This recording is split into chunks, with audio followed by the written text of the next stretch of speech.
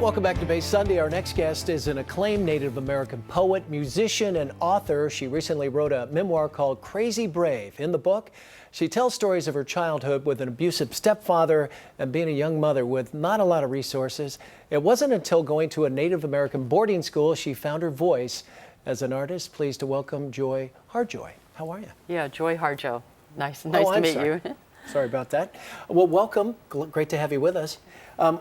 The book is, it's a memoir, yes. And I think you quoted William Faulkner, who said the process of writing a memoir is like building a house in a hurricane.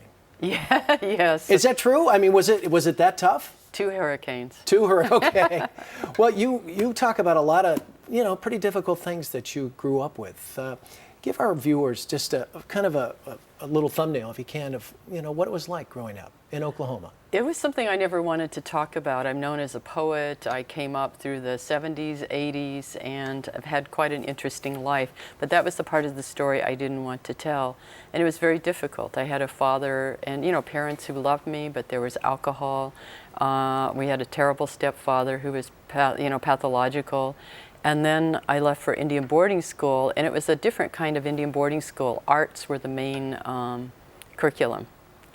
And to be around other young Native artists who were creating art, and we thought of ourselves as artists, and being in that creativity. I mean, creativity is the opposite of destruction, and it really moved us toward, rethinking our peoples, how we moved about as Native peoples, and rethinking about, creating, being part of a creative force. How old were you when you went to Indian boarding school? I was 16. 16. So a lot had happened prior to that. Yes. And how did that change you? I mean, it's developed you as an artist. You kind of found your voice, I guess, didn't you, a little bit? I did. It's very important to have a community, whether it's a community of young people cooking, or a community of young people, cooking ideas. Yeah, to be nurtured, you need a family.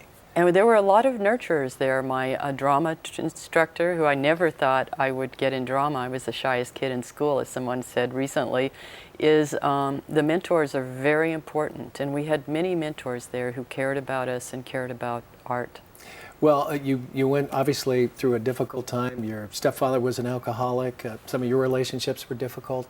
Was it cathartic to write the book? Did you learn more about yourself, or are you glad it's just in the book and you're done with it? What was the feeling? It was very difficult to write, but I think one thing I learned from it, and I guess cathartic, it took me 14 years to write. Yeah. But I think what it brought forward to me is how much children know, how much a children is a very alive and full spirit. Yeah. And very aware, even when we're very, very young. And writing the book brought that back to me. And it also reminded me to honor all the difficult parts of our story.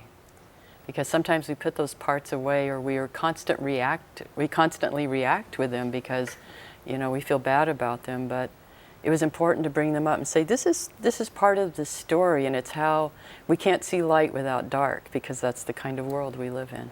Do you find, if you read the book, that your mother was kind of your source of strength? Yes? Yeah, we went through a lot of the same tests together. Right. And it was interesting, when I was doing the last rewrite of the book, I was living in her sewing room, helping her before she crossed to the other side. And I thought, how perfect, even though the book is late, that it's perfectly in time, because I needed to be here for this part of the story.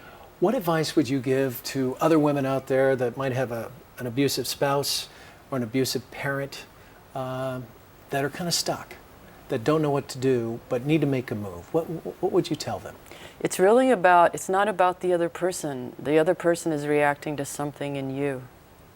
But it's important to get away so you can get a perspective. When you're locked in, it's difficult to see out, and it's difficult to see out of the pain. But it's important to get outside of that, to be able to look inside. It's like going to another country. Sometimes you can't see your own country until you go outside of your country. And what reaction have you gotten from the book, from family, from friends, and other folks? It's actually surprised me. Family, of course, you're a little nervous about that, and they loved it, and they said, actually, it was worse. They said, oh, wow. You did a really good job of just... And it surprised me. I mean, most of my publications, and then I've done music, I get people love what I do, but this book has already gotten an amazing response. It's surprising me. Well, it's from the heart, that's for sure. Joy, we can't thank you enough for coming in, and I wish you all the best with the book. And Thank you. All the best. Thank you. Thanks. And if you'd like more information on the book, you can go to Harjo. There we go. .com. You can get Joy's memoir, Crazy Brave, at your local bookstore or online. Back with more Bay Sunday right after the break. Take care.